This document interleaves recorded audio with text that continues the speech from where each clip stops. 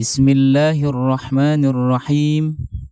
Assalamualaikum warahmatullahi wabarakatuh. Alhamdulillahi rabbil alamin. Allahumma salli ala Muhammad wa ala ali Muhammad. Sahabat Mutiara Kisah yang semoga dimuliakan oleh Allah Subhanahu wa ta'ala. Nabi Adam alaihi salam dan Hawa diturunkan ke bumi oleh Allah Subhanahu wa ta'ala karena memakan buah yang dilarang oleh Allah untuk memakannya. Nabi Adam dan istrinya diturunkan di tempat yang terpisah. Salah satu pendapat mengatakan bahwa Nabi Adam diturunkan di India dan Hawa diturunkan di Jeddah. Tidak diketahui secara pasti berapa lama beliau dan istri terpisah. Namun, setelah terpisah cukup lama, akhirnya Allah Subhanahu wa ta'ala kembali mempertemukan mereka di sebuah bukit yang kita kenal hari ini bernama Jabal Rahmah, sebuah bukit yang berada di wilayah Arafah. Setelah bertemu kembali, Nabi Adam dan Hawa mulai menjalani kehidupan mereka di tempat yang berbeda dengan sebelumnya, yakni di bumi. Meskipun mereka ini harus menjalani kehidupan di bumi yang tentu sangat jauh berbeda dengan kehidupan surga yang penuh kenikmatan, Nabi Adam dan Hawa tetap menjalaninya dengan ikhlas dan penuh rasa syukur. Seiring berjalannya waktu, Allah Subhanahu wa ta'ala pun mengaruniakan anak keturunan kepada mereka. Tidaklah Hawa melahirkan kecuali selalu kembar laki-laki dan perempuan. Diriwayatkan dari Ibnu Ishaq dalam tafsir Baghawi dan tafsir Al-Qurtubi bahwa Hawa melahirkan 40 anak dengan 20 kali mengandung. Wallahu a'lam. Dari sekian banyak anak Nabi Adam dan Hawa, yang paling masyhur kisahnya adalah Qabil dan Habil. Qabil merupakan anak tertua Nabi Adam. Ia memiliki saudara kembar perempuan yang bernama Iklimah. Sementara itu, Habil yang merupakan anak Nabi Adam dari kelahiran kedua Hawa yang berarti adik dari Qabil juga memiliki saudara kembar yang bernama Labuda. Setelah anak keturunannya mencapai dewasa, Allah Subhanahu wa ta'ala mensyariatkan kepada Nabi Adam alaihissalam untuk menikahkan anak-anaknya secara bersilang. Maksudnya, anak-anak Nabi Adam ini tidak boleh menikah dengan kembarannya sendiri. Akan tetapi, mereka harus menikah dengan kembaran dari saudaranya yang lain. Maka berdasarkan dari petunjuk Allah itu, Nabi Adam memerintahkan kepada Qabil untuk menikah dengan saudara kembarnya Habil, yaitu Labuda, dan Habil menikah dengan saudara kembarnya Qabil, yaitu Iklimah. Namun keputusan itu tidak diterima oleh Qabil, lantaran ia tidak suka dengan kembaran Habil, yang tidak secantik dan seanggun kembarannya sendiri, yaitu Iklimah. Qabil protes kepada Nabi Adam dan menyatakan kalau dirinya lah yang lebih berhak atas kembarannya. Kemudian sebagai kepala keluarga, Nabi Adam memberikan solusi atas protes yang diajukan oleh Qabil. Nabi Adam memerintahkan kedua anaknya tersebut untuk berkurban. Kurban siapa yang diterima oleh Allah, maka dialah yang lebih berhak terhadap kembaran Qabil. Qabil yang berprofesi sebagai seorang petani, ketika diperintahkan untuk berkurban, ia berkurban dengan seikat gandum. Dia memilih gandum yang jelek dari hasil kebunnya. Dia tidak peduli apakah kurbannya diterima atau tidak, karena rasa sombong dan dengki sudah menguasainya. Sedangkan Habil yang merupakan seorang peternak kambing, dia memilih kambing yang terbaik untuk berkurban, kambing yang muda lagi gemuk. Dia lakukan itu sebagai bentuk ketaatannya kepada Allah dengan harapan agar kurbannya diterima di sisi Allah Subhanahu wa ta'ala. Setelah kurban keduanya diletakkan di tempat yang sudah ditentukan, Allah Ta'ala menurunkan api berwarna putih yang akan membawa kurban salah satu di antara mereka. Lalu dengan izin Allah, api itu membawa kurban Habil sebagai tanda bahwa kurbannya diterima dan meninggalkan kurban Kabil. Al-Qurtubi menukil dari Sa'id bin Jubair rahimahullah bahwa kambing itu diangkat ke surga dan hidup di sana hingga diturunkan lagi ke bumi untuk dijadikan tebusan bagi Nabi Ismail alaihissalam ketika hendak disembelih oleh ayah beliau Nabi Ibrahim alaihissalam. Wallahu a'lam. Melihat hal itu, Kabil tidak terima, hatinya diliputi oleh rasa amarah. Dia pun mengancam akan membunuh Habil, sebagaimana firman Allah dalam Quran surat Al-Maidah ayat 27 yang artinya, "Ceritakanlah kepada mereka kisah kedua putra Adam dengan sebenarnya. Ketika keduanya mempersembahkan kurban, maka diterima dari salah satunya dan tidak diterima dari yang lainnya. Maka berkata yang tidak diterima kurbannya, 'Sungguh aku akan membunuhmu.' Dan berkata yang diterima kurbannya, 'Sesungguhnya Allah hanya menerima kurban dari orang-orang bertakwa.' Mendengar sang kakak berniat akan membunuh dirinya, Habil pun dengan tenang memberikan respon yang menunjukkan jika dia tidak akan memberikan perlawanan dan dia tidak akan melakukan hal yang sama seperti Kabil.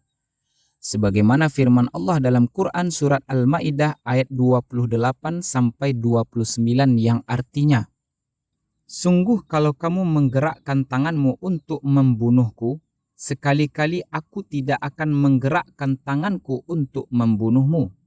Sesungguhnya aku takut kepada Allah, Rabb sekalian alam.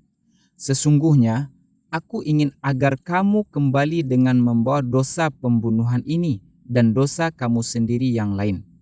Maka kamu menjadi penghuni neraka, dan yang demikian itulah pembalasan bagi orang-orang yang zalim."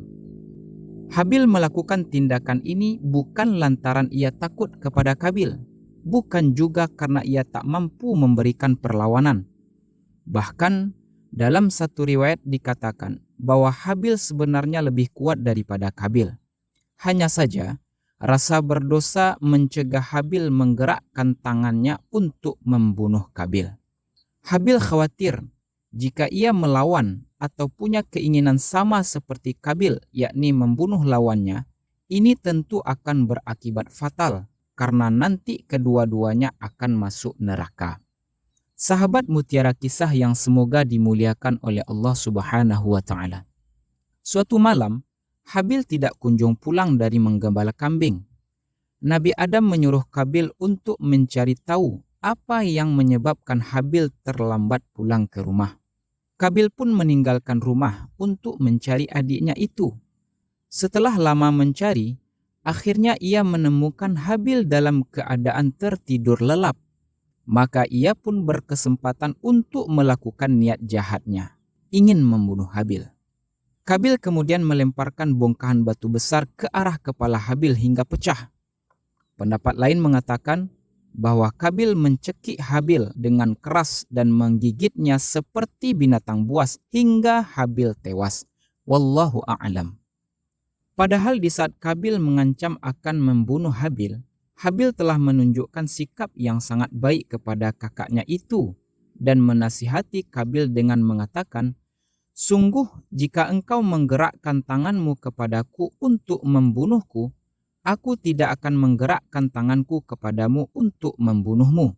Aku takut kepada Allah, Rabb seluruh alam." Ini menunjukkan betapa mulianya akhlak Habil.